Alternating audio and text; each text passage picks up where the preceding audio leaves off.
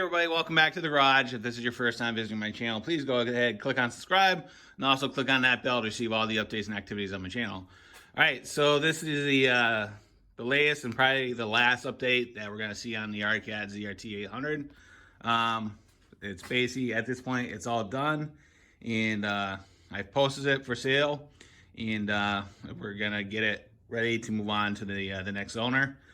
So, this was a interesting project. I know some people are kind of critical, that all we have is in here is Polaris, but you know what? Try to diversify and everything else. So, that's one of the reasons we brought in the Arcat. Learn something new and get exposed to other things and try to broaden our horizons. But now that we've kind of gone through all this, it's time to get it ready and move it on to the next chapter in its life. At this point, the air box is back in. Show you that real quick. Here's its complete state. So it's it's always interesting to see how different manufacturers come up with different solutions for issues. Right? I'll give Arcat credit. When that air box is in there, it looks great. It serves multi-purpose. Not only is it the air box, but it also has the toolkit and the CDI up there. Everything is nice and neat. They kind of over-engineered it in a sense, because that air box it's an assembly that's about 3 or 4 different pieces, and to put it in and out, it's a challenge. Once you do it once or twice, it's not that bad, but it does kind of make the process of doing maintenance a little bit challenging. I'll just use Polaris as an example.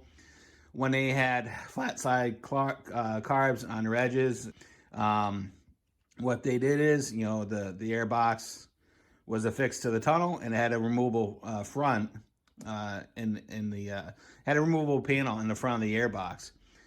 So you could have the carbs out in 30 seconds, really, because you pop the top off, you remove the foldable panel in the front, that comes right out, and then you get your hands in there, and then you're done.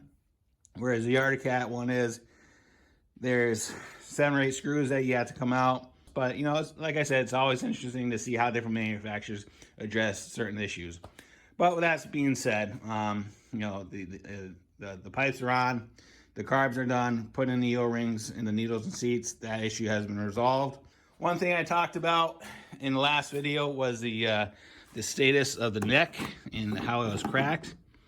So I actually ran across this solution on a Facebook group and by a member called Donnie Compass. I'm not sure if I'm pronouncing your last name correctly. If I am, I apologize.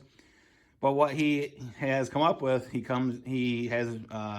manufactures these inserts for the necks of the Arcats, and they're all custom sizes. They're not just mass produced.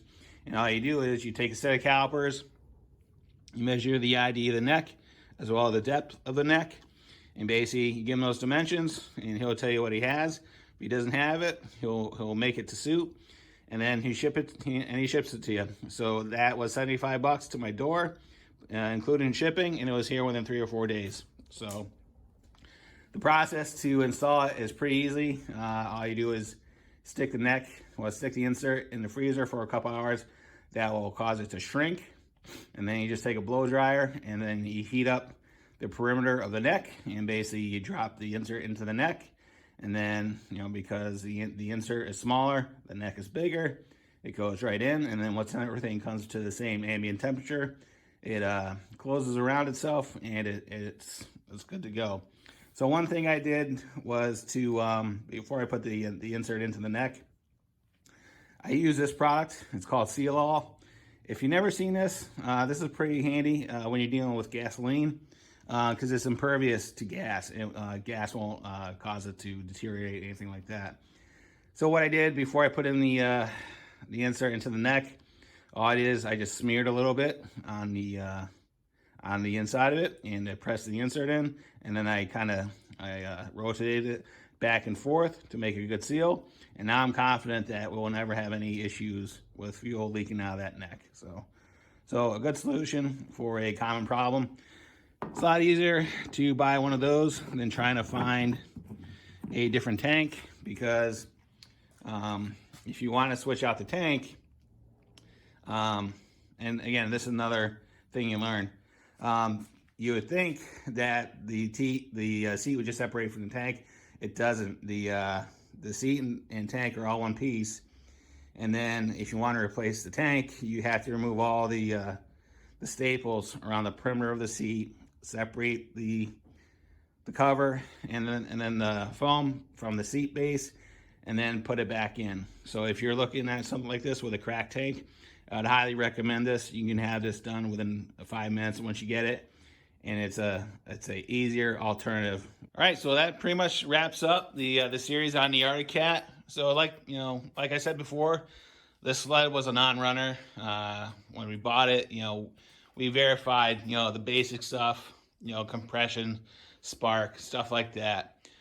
But it's one of those things you really have no idea what you bought till you get it running. And there is certain risk in this, but generally, if you look at the the general appearance of the sled, you can get a pretty good idea of what you're going to get into before you make a purchase. And something like this, I felt pretty confident that we weren't having an issue with it. So, but yeah, it was good to have this thing in the garage. Again, everything is a learning experience, and I was happy to work on it and happy to hopefully see it back on the trails.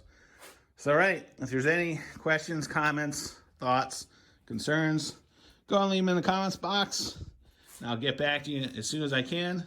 And as always, thanks for watching, and have a great day. See ya.